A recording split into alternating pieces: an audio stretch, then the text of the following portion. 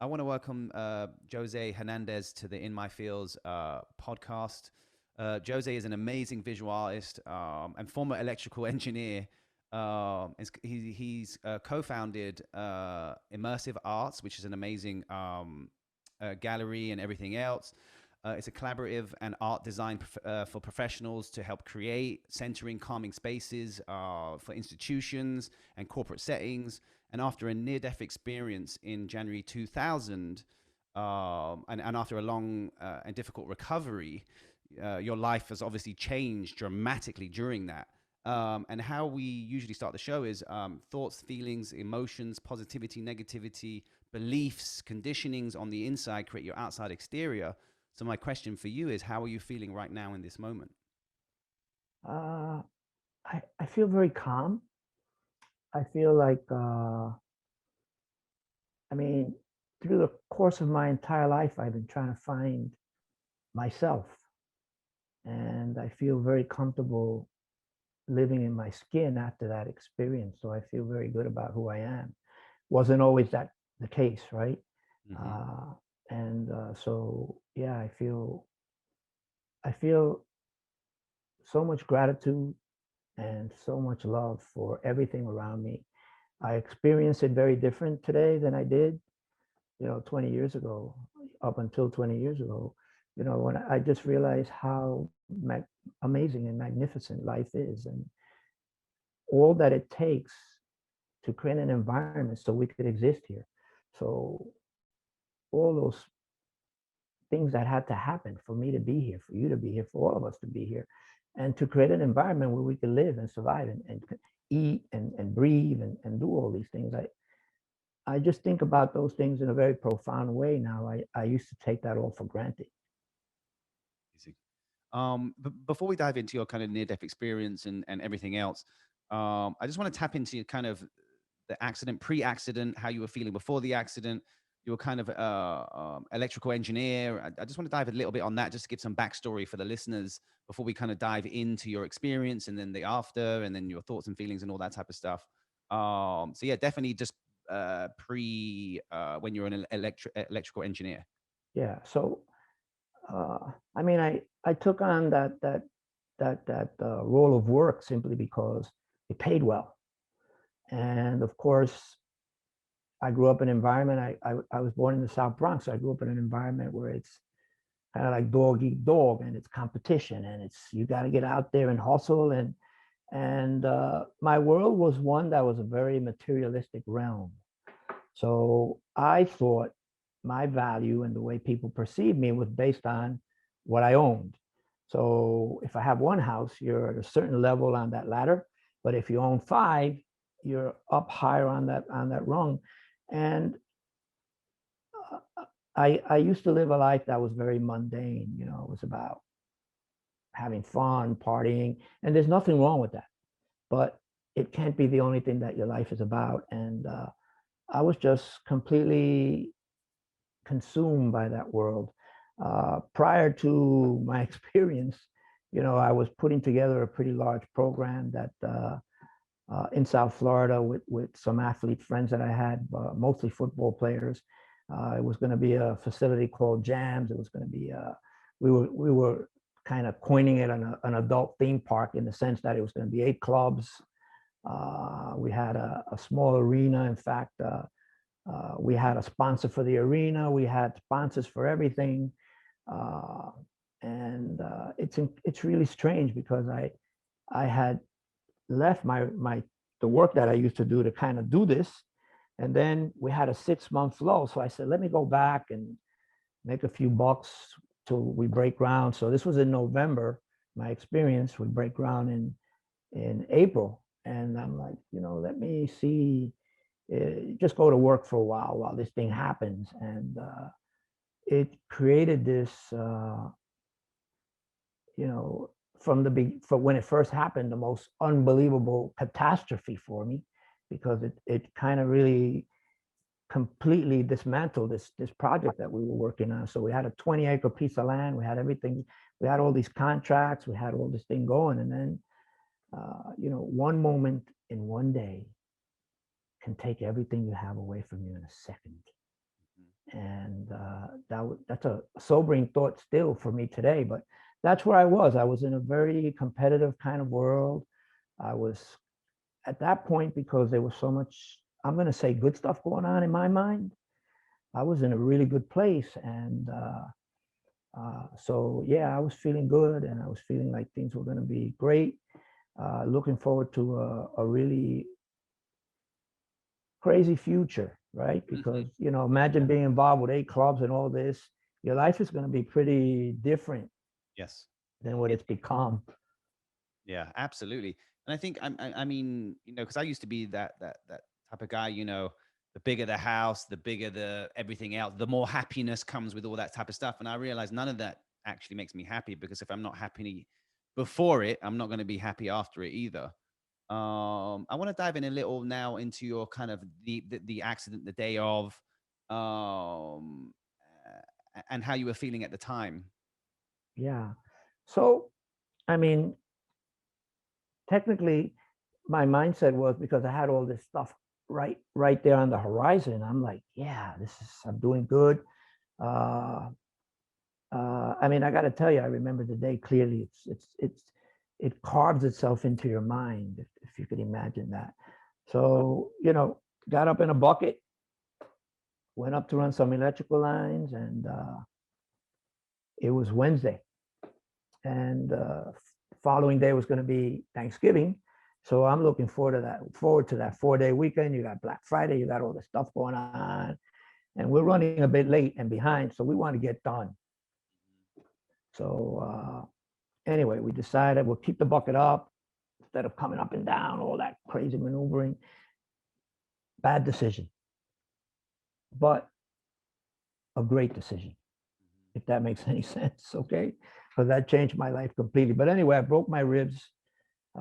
The driver bumped into a tree. I broke all the ribs on my right side, and I was sent to the emergency room. And it started an interesting journey, because they gave me some medication, and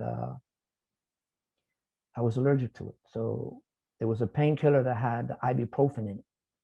So that was the anti-inflammatory component. But turns out I'm allergic to that, and it started to make my breathing really difficult.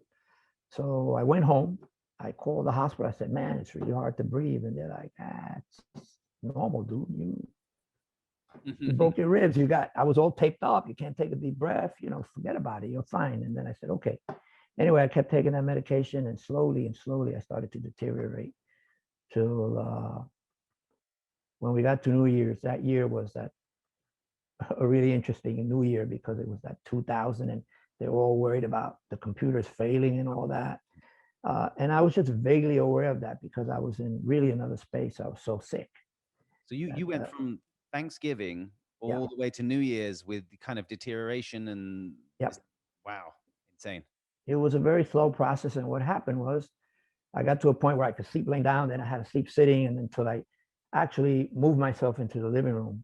So I would let other people sleep. And uh, so got up one day, January 5th, and I had this little thing they gave me to see where I was. I was at 125, which is really low. You're supposed to be about 6 to 800. And my wife at the time took me to the hospital with my son, and got into the hospital, and got late. It was about 11 o'clock at night. So I said, you guys go home. I'm going to be fine. It's not a big deal. So my wife and my son went home, and I stayed in the hospital. It took a couple hours before they kind of put me into a space where I was by myself. You know how the emergency room is. You're kind of moving around. And I remember the nurse telling me, you got a little button there. We're all familiar with that. If you need help, just push it. So she leaves the room. She closes the door, and I'm sitting there like thinking, and realizing how difficult it was to breathe, and thinking I should call them, right? And then the South Bronx kid comes back into you, and you're like, nope, I'm a guy. I'm tough. This is nothing. I'm going to be okay. I don't need any help. And I waited. And I waited about 45 minutes. And then by the time I hit the button, it took about a minute for the nurse to come in. And that felt like hours to me. Mm-hmm. Anyway, she gets there and she just looked at me. She just hit the cold brew on the wall. And the next thing I know, this room is getting filled with people. They're putting a board behind my back. They're dropping me.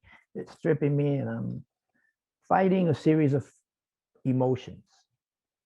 And I'll share some of these with you. So the first emotion that I experienced was shame. And I'm like, I'm ashamed because I'm a guy and I'm trying to hang on to this sheet and I'm so weak that I can't. They just strip it off of me like nothing, and I feel so powerless. And and then they start stripping me. So that was my first real emotion. The next one was I started thinking, I think I'm gonna be all right. There's nothing really wrong, but what if something's wrong? It's like 1:30, 2 o'clock in the morning. There's nobody here. I'm alone. Now that's a crazy thought because the room is filled with people, but I felt alone. And then I started thinking about my family. I got two children, and I'm laying in this bed, and I'm thinking, what if this is something that's serious, and I don't make it? I'll never see them again, and I'll never see my wife. I'll never see my family, my mom, none of that. And I was like devastated, and I felt this knot. Now, if you can imagine, you can't breathe. So I'm not exchanging any air at this point. I can't get any air out. I can't get any air in. I feel this tremendous knot right here in my heart. And I'm like, oh my God. It overwhelmed what I was feeling whilst I was struggling to breathe. So it was more significant than me not being able to breathe at that point, Mm-hmm. emotionally. And I just felt like I died right there, if that makes any sense. Because I said, I'll never see them again. This is, I never said this. I didn't say goodbye. I was thinking all these thoughts about all these things that I didn't have an opportunity to do that I should have done. I had an argument with a sister, and we never made up. And all those things come through your head like it's crazy how fast that is. And I let go of that. And then being an atheist, I started thinking, well, what if God is real? What if the creator exists? I say creator because my father's half Aboriginal. So his perception of creation and my mother's were very different. My mother was Catholic. My father was First Nation, so very divergent. Uh, but anyway, uh, I said, what if you're real? I'm going to reach out to you. So I say, God, if you're real, if you could intercede here, if you could change this, and I promise I'm going to be a better guy. I'm going to be a much better person. I'm going to change completely. So I literally was bargaining with a God that I actually didn't believe in. And I waited. And time expands in these moments. It feels like a long time, even though it's only seconds. And it felt like a real long time. And my heart started to get very irregular because I'm unable to breathe, and they're trying to stick a tube in me. They're trying to intubate me. And I I just realized at that point, I knew I was right. There is no God. There's nothing. What was I thinking, even trying to do this? And as I'm saying that, uh, two things happened. It's almost like it destroyed all the hope I had left, and it it made me very fearful of dying. That this was inevitable, and I'm going to die now. And I became so fearful that I'm thinking I should hold somebody's hand here. I need somebody to hold my hand. And I couldn't speak, so all I could have done was reach out and grab a hand. But as I'm having that thought, here's the next thought that comes in. My dad, who had died about 6 years before. And he taught me being a man means you can't show fear. Being a man means you can't ask for that hand. And if I did that, he would turn in his grave. Now imagine, I'm worried that I'm going to die, and this is what I'm thinking. Mm-hmm.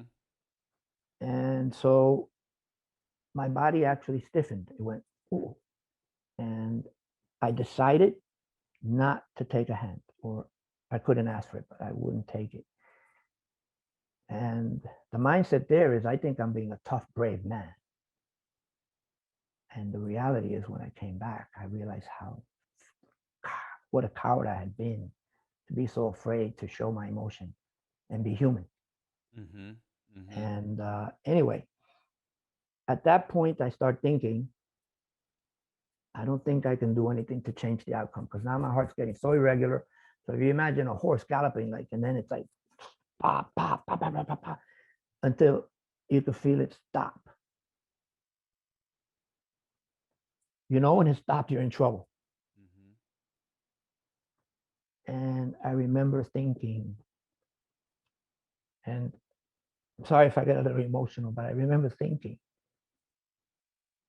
I'm not quitting and I'm not giving up. Mm-hmm. I just know there's nothing I could do to change this outcome. So, Jose, you have lived a hard life. It's been really difficult. So maybe it's okay to die. But I had to be sure in my own head that I wasn't giving up, that I wasn't quitting. And then I somehow found some peace there. And the minute I said it was okay to die, I'm looking at the frame of the door, and it's really bright. And there's a shadow standing there. And it feels like a feminine presence to me. And I see her move into the room and just reach out and touch me. That touch that I needed so badly. Mm-hmm. And instantly, the minute she touched me, I just felt this warm breeze blowing. And I felt better than I had ever felt in my life. I didn't feel sick. I could breathe. I was fine. Yeah. What did you? I mean, what did she look like? Was it Well, I could describe her. I could describe her as she had like alabaster skin. She had green eyes. She had like reddish hair. She was profoundly beautiful, but and you never seen not it before? not human. Ah, If that okay. makes any sense. She was like, I could almost see through her. Mm-hmm. So she was very transparent. Uh, and when she touched me, I had that experience, and I feel that wind, and I got long hair, right? So I'm thinking, oh man, my hair is blowing in this wind, and I feel like I'm being lifted. And next thing I know, I'm standing in the corner of the room, and I'm looking at myself, and I'm looking at these people doing CPR trying to save me. And there's a lot of tension in that crash team. We never think of them being stressed doing this, but there was a lot of tension in them. And I looked at myself, and I was dead. And this is one of the defining moments in my experience. It was really important. I looked at myself, and I'm dead. And I said, that's me, and I'm dead. And I realized that everything I needed to be standing here and seeing and thinking was dying in that body, was dead in that body. So how could I be doing this? And I said, that's me, and I'm dead. But if that's me, then who am I? And I hear a voice very clearly. So it's this woman presence. And she says to me, imagine you're a car, and your car has 5 million miles in it. And now it's time for you. You can't fix it anymore. So you got to let it go. Now you have to say goodbye to your body. And Lou, I'm going to tell you, there was the most amazing experience take place right there. That's the second most profound moment of this experience. So I looked at my body, and for the first time in my life, I loved the vessel that my body had been. I was perfect, and I felt so good about having the opportunity to have lived that life in that body. And I realized that that body sacrificed everything it had for me. It gave me, from the moment that I was created to this moment. It gave everything it had for me, and now it gave itself up, sacrificed itself for me. And I was so in love with who I had been. And before that, I look in the mirror, oh, this wrong with me. This is wrong with me. Oh my God, I got this, I got that. I was never good. I never had, I was never happy about who I was. I was always judging myself the same way we judge other people. And I realized I was the worst critic of me. And in that instant, that all dissolved, and all I could feel was love and gratitude for who I had been. And memories started to pop in my head. And we think of crossroads as those really defining moments in life. And I learned that the crossroads in our lives are every moment that we have in front of us. Because at any moment, we could do something that pivots our life. And I realized how much love and beauty and grace was in my world. And it came in the form of benign memories. So I remember holding my little brother's hand, who was 2 years younger than me. And I was about 4, he was about 2, and how happy I had been, and smiles. And when a little kid, you have a young daughter now, and you look in her eyes, and she looks at you with that total trust and that love. That love is almost like a physical presence. It moves through the room. And I started to see all these things. What a breath of air was. We take that breath of air, we go, how beautiful that feels. So when you were obviously these thoughts came in, where where were you? I guess it's hard to separate the kind of Yeah, the memory from you, looking at you as someone who is dying or dead, and that right. you're this being. Hmm. Did you feel human? I mean, when these memories came in, were you all you could see were the memories? There was nothing else. Did you disappear from the room or the hospital room? No, I was present in the room. Yep. Uh, like if you can imagine any room we're in, I'm standing in a corner and I was on this gurney and they're working on me several feet away from me. So I kind of uh, was detached, but I had an awareness that they could not see me, Hmm. but I had an awareness that I was still who I had been. So there was no disconnect from Jose physical life to Jose in this space. So I was the same being. I had memories of who I had been. I was still, I call that preservation of the self. So there was a part of me that still knew who I was and had been. And uh, yeah, it was like so profound to realize how graceful we are, how amazing we are, how beautiful we are in this body. And whilst we're in it, we don't think that. Hmm. Yeah. It's pretty amazing. So at that point, this spirit said to me, we got to keep going. And I said goodbye to my body. It was very painful to say goodbye to my body because I felt so much love and compassion for it. And we walked off, and I went into this like a black hole. I fell in, and I felt this tearing. We landed, and the voice says, we got to keep going. Another hole, I fell in. It was the same thing. I felt this painful tearing. Landed on the bottom, and I found that I was in a ball of color. So if you imagine a ball, I'm right in the middle, suspended, color 360 around me, everywhere I look, except that this color was alive and moving and speaking to me. And I felt so accepted, so like welcomed. It was I have not had that experience anywhere else. And the color started moving to me. I started moving to the color. I don't know which, but I finally blend with the color, and I become the color. And I'm hearing like a million voices talking to me at one time. And at the same time, I'm hearing like this blueprint or this recipe for how to paint. I've never painted in my life. Now, this is really curious, but it was like programming me. This is what you need to do. This is how you're going to paint. This is how you're going to do it. And I finally emerged from the color, and I wind up in this space. And just for the sake of time, I'm just going to say that I had an experience of becoming everything that I saw. So if I saw a tree, I became that tree.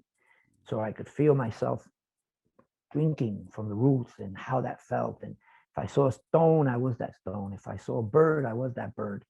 And I experienced the most profound sense of becoming one. Wow. And ultimately, I get to this space where I'm just like hovering over a mountain and I'm looking at the horizon to my right, and I see the sun. But I see the sun like a ball of fire, like I'm looking at it through a telescope, and I can see the solar flares, and it's so beautiful, and I can feel that warm air. And I understand that the reason I could fly here or hover is because this warm air is giving me buoyancy, is lifting me. Mm. Then I look to the left and I see this beautiful cove and an ocean, and I see my dad, and he's about knee deep in the water. And what's interesting is my father was never very close to children, never. And he and we were always bumping heads. He used to drink, he used to be abusive, and my mom, I don't know how she managed to be with him. So I always used to kind of defend her and stick up for her since I was young, and I always got put in my place a lot, right? You know what I mean? And uh, anyway, we never hugged, we never spoke, and we never said I love you. And when my father died 6 years prior to this, I had the daunting task of having him disconnected from his life sustaining equipment. And that was very hurtful to me. And it was hurtful simply because we never had an opportunity to say some things that we should have said. And now it was too late. He was in a semi coma. They, he was intubated, so he was in a semi coma, which is what they normally do. And I, being who I was and being raised the way I was, I couldn't even say it to him there. You know. Anyway, from his death to there, I had carried a lot of guilt, a lot of shame, and a lot of what I call was lost opportunity, which is something that we need to navigate in this life and think of it every day. Lost opportunity, because you don't want to be in a bed like I was, dying, and you have no way of doing any of these things. You have to do them whilst you can. So I see my father, and I am the happiest being in the universe. What I feel, that opportunity now to do what I couldn't do in life, is so empowering to me. It's just like, oh God, what an opportunity. This is the most amazing, amazing thing that I could imagine. So So, I'm looking at my dad and he turns, go ahead. so just to kind of set the scene. So, you're obviously in the corner of the room at the hospital. Then you drop down, I guess, a black hole or tunnel type of Right.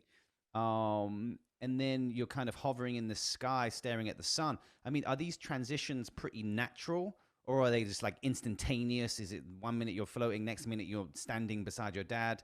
What are the transitions like? No, it's one continuous flow. Okay. So there's no disconnect. So it's a smooth transition. So I'm in the hospital watching myself, then I'm walking with the spirit. I fall into this hole. I drop down, I fall into the other hole, then I wind up in this ball. Everything's a smooth transition, as if it's a normal event in life. So a normal day in my life. Here I am just going Yep. through this series of events.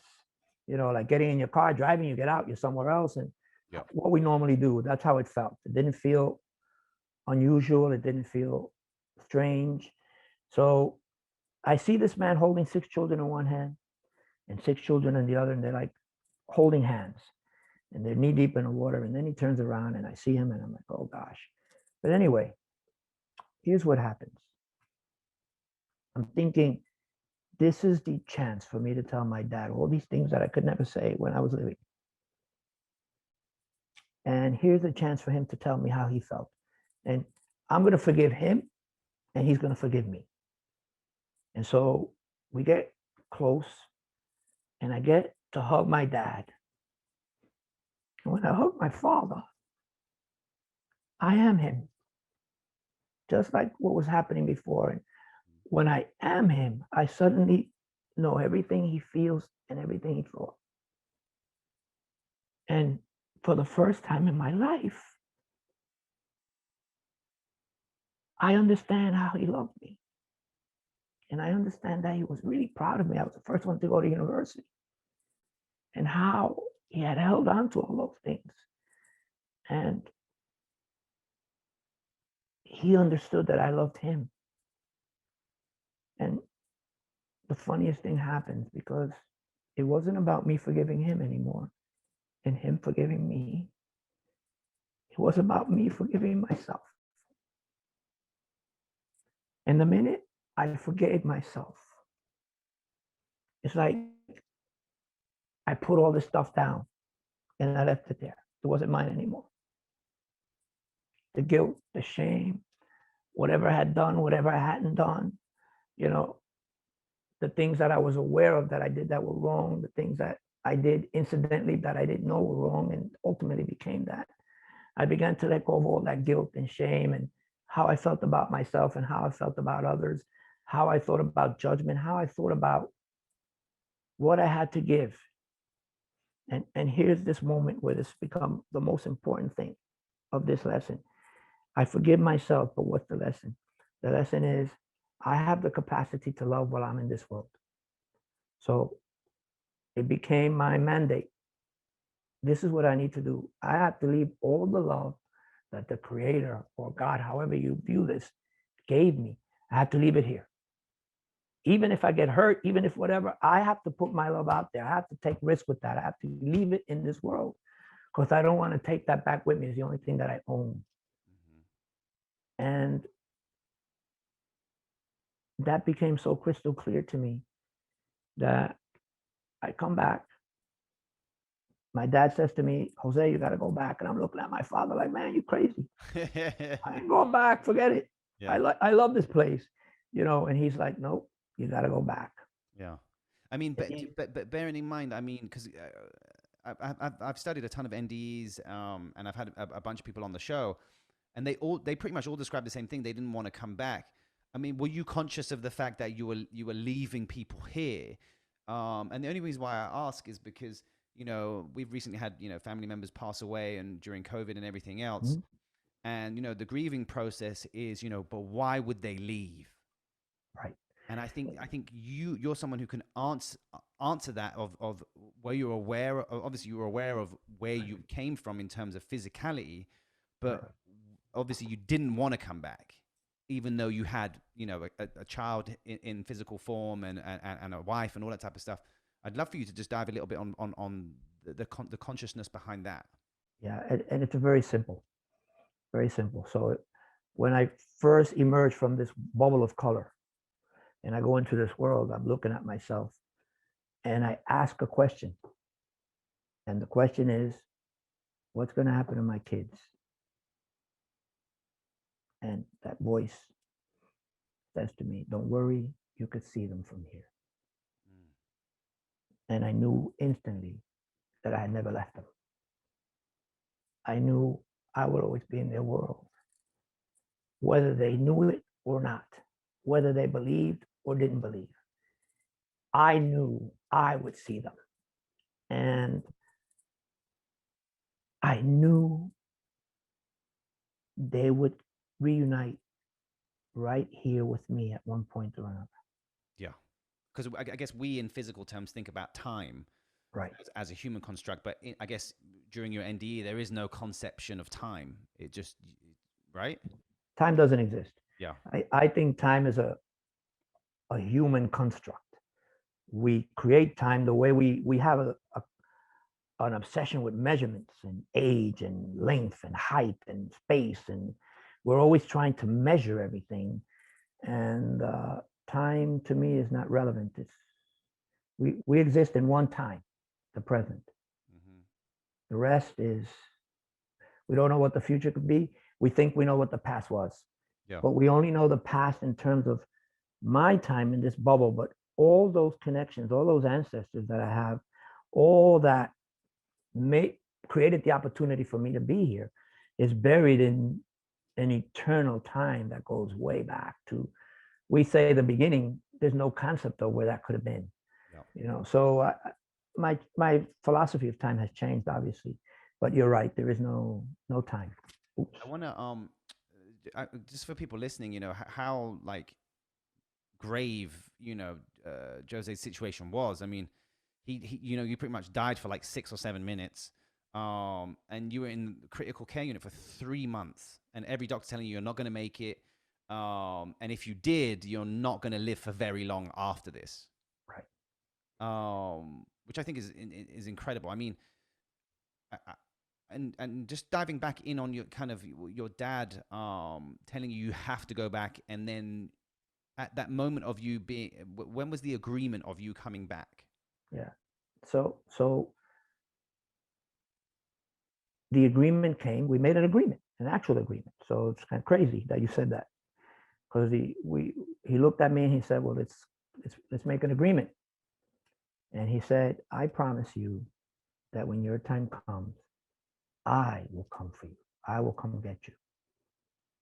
And in that space, in that world that I was in, that dimension, whatever it was, heaven, whatever you want to call it, uh, that was enough for me to say, okay, I'll go back because I know you're going to come get Mm-hmm. me. And I came back. And then when I came back in body, you know, there's a few thoughts that happen, right? We start thinking again from my physical brain.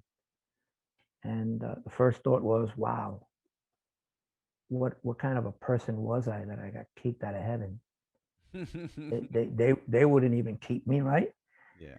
And then the next thought was feeling my physicality and how broken my body was and how uncomfortable that was, and being intubated and being in a room, uh, hearing these beeps and all these things going on. And yeah, I was 6 weeks and intubated for 6 weeks. Wow. Uh, my prognosis was I'll never leave this space alive. Yeah. Uh, when I finally got taken off of the intubator, I remember asking my cardiologist, I just said a simple thing. I said, man, I think I went somewhere. And he said, oh, forget it. Your brain is still alive for 2 minutes after your heart stops. And I mean, they had everything. You had DMT, you had all these medications. And I'm like, oh, man,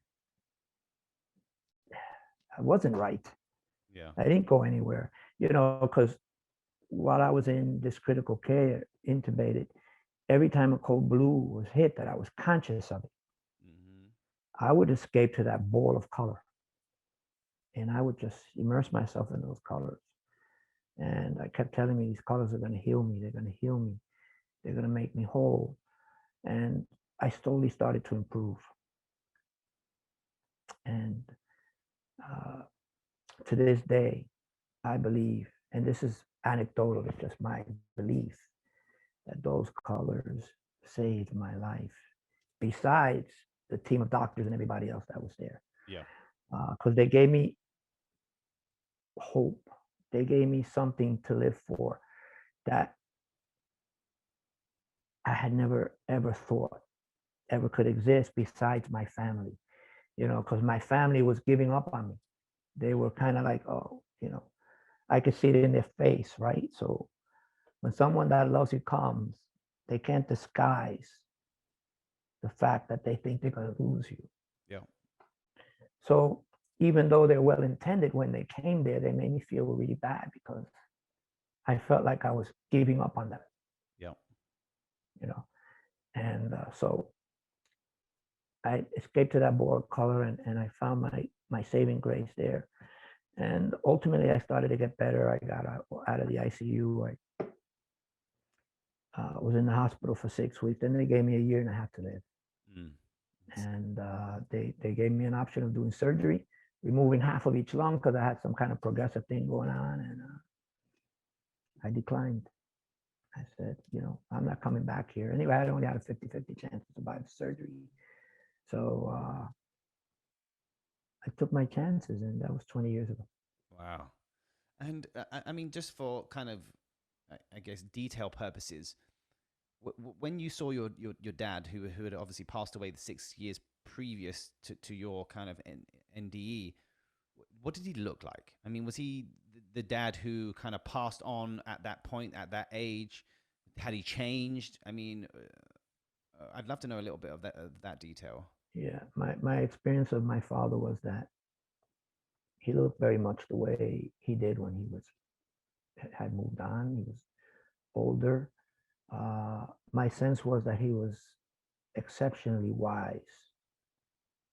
There was a sense of knowing that he owned, that he didn't own while in life, in a physical life. So, it's a really good question because nobody's ever asked me that.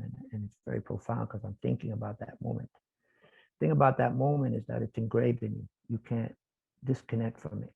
Hmm. You have an NDE, but you think about that for every day of your life. Yeah.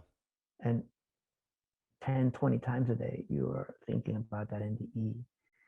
And yeah, I remember that wisdom that he owned, that sense of knowing that, uh, he was like, he was him, but at the same time, he was so much more. If that makes any sense to you. Absolutely. And you said he was holding children. Mhm. Did you recognize any of them? Were they family members or just kind of for the aesthetic? No, I didn't recognize any of them, but what I thought was curious was that I have 7 siblings. So I have 3 brothers and 4 sisters, and he was holding 7 children by the hand. So sometimes when I think of it from that perspective, I think that talks to me about how we'll all come back together, Yeah. how we're all going to reunite somewhere. And so I kind of reference them to be my brothers and sisters sometimes. And then there's times that I just don't know. I say, well, could have been anybody. But I think if it makes you feel that, then maybe that's what it is. Yeah. Absolutely. It's uh, I don't know if you've heard of Dr. Eben Alexander, Mhm. the Proof of Heaven author. He came on the show, and he's obviously a neurosurgeon, so operated on the brain, and he actually died, well, flatlined for a good while, and he had spinal meningitis, which attacked his brain, which is, I mean, and he came back and couldn't even believe it. Couldn't believe what he'd saw. And I've studied a ton of NDEs. It's something that I find super interesting, and something of the unknown, which the unknown used to scare me, but now I love the unknown, because how can you be scared of something you don't know Right. logically? And every single NDE experience is completely different. Yeah. I would say, tailor made for that person, or not tailor made for that person, which kind of more so vindicates, thoughts, feelings, emotions on the inside create your outside exterior in this plane of physical existence, because you manifest in this life just as you manifest in death. So you seeing your dad, you seeing the colors, these are all things that probably resonate with you. Maybe not the arts form so much, but it's something that's probably in your psyche. And it's amazing to see. It's kind of more a vindication that I'm on the right path, and certainly you are now, of what you should be doing, or the way you should be thinking, the way you're treating yourself, and I think that's something beautiful in that. Absolutely. I want to ask you, so you became a visual artist after your NDE, not before. Had you ever thought about doing paintings? I mean, there's obviously a beautiful artwork in the back. Was there any inclination for you doing art? I mean, you opening up nightclubs and all, and being, the electrical field and stuff is probably the complete opposite to the kind of art that you're creating now. Was it the influence of the colors you saw in the NDE that kind of drove you to the path of becoming a visual artist? Yes. If you could imagine, before my experience, I was very linear. So I never ever considered myself, ever imagined that I would paint. So, I mean, stick figures were like a big deal, right? What I used to draw was what I needed to do for work. And those are just very rigid things, right? They're very defined, easy to draw a box and things like that. Uh, but no, what happened was, if you could understand, you leave the hospital, can't walk, you lost about 30 pounds, and I'm a pretty thin guy to begin with. It was hard to walk from a chair to a sofa. It was like a huge event. And you got oxygen, you got all these things all the time. So uh, I needed to integrate the experience. I needed to understand if it was real. So I started to look for mental health help because I thought I had broken. I said, I'm broken. If I believe what the cardiologist told me, then something's wrong with me. That never happened. And I started to look for help. So I went to psychiatry for about 4 or 5 years. It was a hard journey. The integration to embrace this experience is not easy. Mm-hmm. The trauma of physically dying is very difficult. You know, it's not an easy thing. Oh, we just die and oh, we come back, and it's traumatic. And so I was having a hard time processing all this, and I started thinking about the art about 3 years after my experience, the colors really, not the art. And I started thinking, what if I could do something with this art that I found so healing, that I believe was the cornerstone of what turned my prognosis around. And maybe I could do something that could help others. And that was a thought that started to kind of like take root in my head and grow. And then I started thinking, well, I can't color, I can't paint. So how am I gonna try to capture something that, you know, it's not only color, but had life, it had movement. Anyway, I started to experiment, and I started to use that formula. And I said, okay, I'm going to start with a black canvas. And it was very clear why I need to start with a black canvas, because that's creation. Creation. Everything starts in this emptiness, that the space we believe is empty. In that black canvas is all the ingredients for me to create. And then I started to put paint layer by layer, one on top of the other.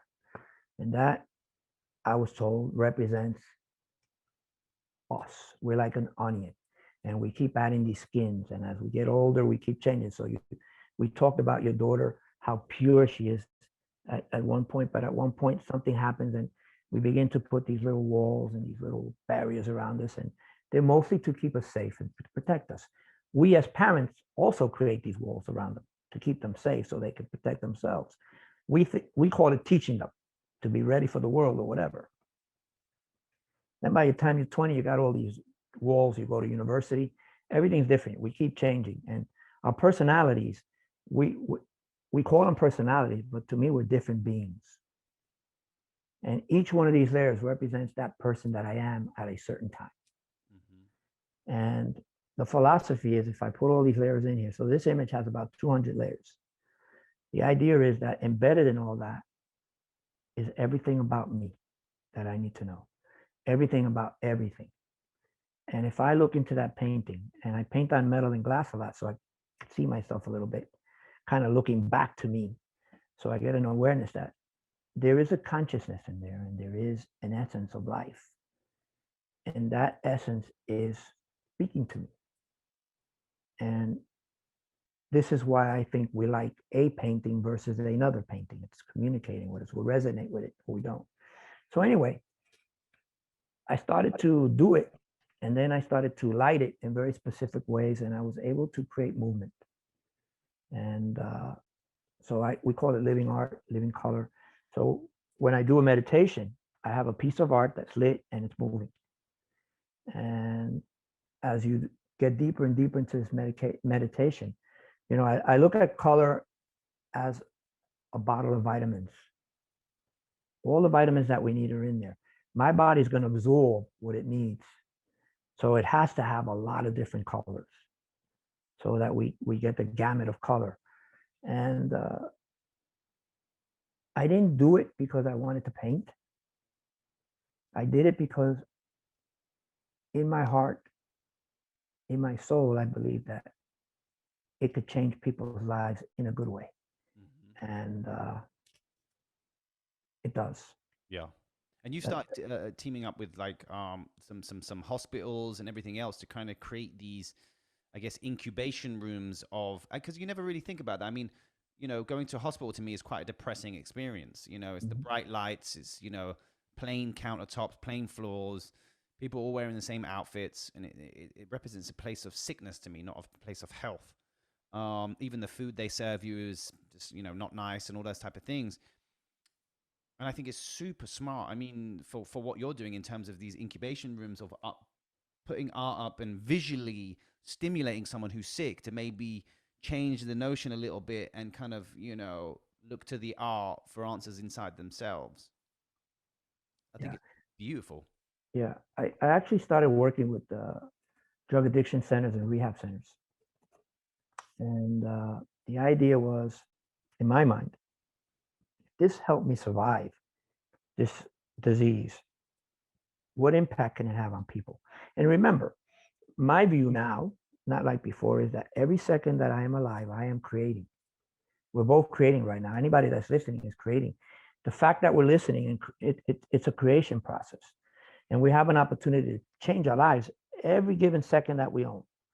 So if I decide at this second to do A and I do it, it could have me in a very different path in 2 years than if I don't decide to do it. So I was looking at that kind of like as the premise of where I want to be. So I went into these rehab centers. I started working with a lot of addiction, a lot of what we call at risk and the vulnerable sector. And we started to see that this was working. And the impact that it was having was more so on the clinicians. And they were like, well, how does this work? How does this work? How does this work? And I know how it works from a spiritual perspective. So, how do we quantify this now from a scientific perspective? So, there was a professor from Nova University that came to one of my events and had the experiences like, wow, how does it work? How does it work? And she put the thought in my head of why don't we do a study? So we spoke with the university there, and at that time we were transitioning to move here to BC. So we kind of left all that behind, and we moved up here, and we came up with immersive arts, which is the idea is a concept that if I could have a little space in my home, my sacred space, my sanctuary space where I have some art, some color, and I have a time to sit down and do a meditation or whatever. We could all have these at home and have like I call it a 24/7 caregiver in my home with me because it's putting that energy out. Whether I'm aware of it or not, it's always present. Yep. And that was the premise that we started with. How do we get this in everybody's hands so they can have it at home and create their sacred spaces or the sanctuaries? And then we started thinking about the hospital because of my experience, of course. And we started thinking there are a lot of white papers and a lot of research, and we know that art and color therapy is evidence based. That means that it has an impact on our health. Uh, but the all these white papers were based on having art in what we call common areas where a lot of people are, so a lobby, things like that. And I started thinking because of a lot of people that have used my art to manage pain and things like that, I said, well, why don't we bring this into the rooms with the patients? And so I've been really blessed. I'm talking with two hospitals. One of them is here in Penticton, where I live. The other one is Johns Hopkins, which is a very well-known research hospital. And the idea is to create an incubator for research. And what does that mean? That means that I'll have a screen, kind of like that, and I'll have 12 images, and I become the curator. So as a patient, I'm beginning to curate my own room. What painting or what image makes me feel better? I pick that. And then they begin to monitor. So they'll have equipment on me that will begin to collect the data and the matrix, have the matrix in place so that this could be done, Mm-hmm. the metrics. And it, it allows individual research to happen. So if I have knee surgery and I'm in room A, somebody has knee surgery in room B, that's a male, that's near my age. Now you can begin to quantify what we're saying because I have the art and the other guy doesn't. Who uses more painkillers? How do we mitigate the use of oxy? The idea being that I left the hospital addicted to multiple medications, mostly anti-anxiety medication, pain meds, right? Because that's what they're giving me while I'm being knocked out. And you're in a kind of like a semi-comatose state for a large part of while you're intubated, right? And anyway, I left addicted. It took me 3 years to wean myself off, and I was lucky. Mm-hmm. So with all these thoughts going through my head, the idea is how do we now take this into that space and we begin to impact the consumption of drugs in a medical environment. And the hospitals are resonating with the concept. And we got two that we're working the uh, how we're going to make this happen. So COVID kind of benched it for a bit, but I just had some conversation with Johns Hopkins and the hospital here, and November looks like the window that it looks like we'll be able to come back to this. But because I was doing that in the hospitals, we started putting this in a couple of public parks here where I live. We've got some sculptures that I designed that are embedded with technology, which means it'll prompt me if I need a hotline for suicide, if I need a place to eat, if I need a home, a shelter. It'll also prompt if I want to go visit another place that might be nice. I'm a tourist or whatever. So it has a lot of technology embedded in it. And the parks are calling it like a 24/7 caregiver. And that makes me feel so good because we live in a world where we have expectations that are based on what we believe. And a lot of times, things that we don't believe or that we don't acknowledge or we don't even think about, we dismiss, are the most critical things in our life. So I look at that and say, how many breaths of air do we take in a day? How many times do we think about it? We just do it. Without that breath of air, nothing happens for us. There's other life. Everything to me is alive. So even when I look at a stone, it has life, it had a heart. When I saw it over there, so it has to have one here. We just don't have the mechanism to pick that up here. Yeah. But, it won't need the oxygen. Yep. Yep. Trees, all animals, and in our culture, we would say anything with four legs, anything in the water, anything with two legs that flies or whatever. They need this to survive. And, it's stuff that we never think about. Yeah, I agree. It's almost like the dream world connects you to the other side, but there's a reason why you can't really remember your dreams per se in so much detail is because your mind would probably explode if you could remember your dream. Yeah. Man, Jose, you're honestly amazing. I think your art's incredible. I love the colors. I love the visualization. I love it all. I thank you so much for coming on the show. How has your transition been now in terms of it's been so long since your NDE? Just one more question of, in terms of you now and your mental state and everything else, I guess you can tap into that NDE, but do you feel like the human conditionings are creeping back in, or the meditation, I guess, helps keep them away and keeps you connected to that other side? Yeah, that's a really good question, Lou. Uh, the answer is my near-death experience did not teach me anything about dying. It only taught me about life. And whilst I'm here, what my expression of that is going to be and my participation in it. And how do I take that now and use that in a good way? I was given a chance. A lot of us don't get to come back. Maybe they don't get this understanding, or even if it's just me having this understanding, that I feel so grounded, that I feel so full, that I feel completely whole. I'm not seeking anymore. The reason I'm not seeking is because I just appreciate everything that's around me now. Never did before. Never. To me, they were things. And now I realize that nothing is a thing, that everything has a value. And I kind of try to think, and we were having this conversation before, if I'm here and I'm having this life experience and I can't take anything physical with me, what do I actually bring back? So the only thing I know that I took with me were good memories. So when I was falling and I felt that painful ripping, what came to understand, or what I was told, was that that was all these moments that were painful in my life, all these moments that had negative energy attached to them, all my fears. They can't go into this pure state with me. Mm. So it explained to me why we only have this sense of amazing love and peace and this calm that overwhelms us. We can't even describe it. It's so consuming. Uh, so, you know, I think, well, the next time that I go, I'm not going to need so much ripping, because I know that I'm going to try to make as many good memories as I can. And for anybody listening out there, that's what I want to say. Make good memories. Give your life the value that it deserves.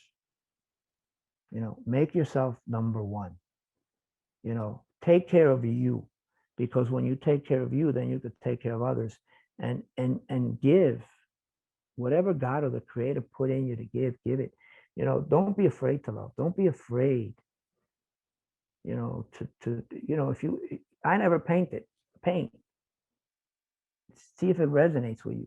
Begin to do those things that bring this peace and calm and love into your world, so that you could give it back. I find that we're not here to take. We do, but we're really here to give and serve. And we're all serving, whether we know it or not. We're serving with purpose or not. Even when I got my first job at KFC, breading chicken, at that time I said, "Whoa, what a crappy job that was."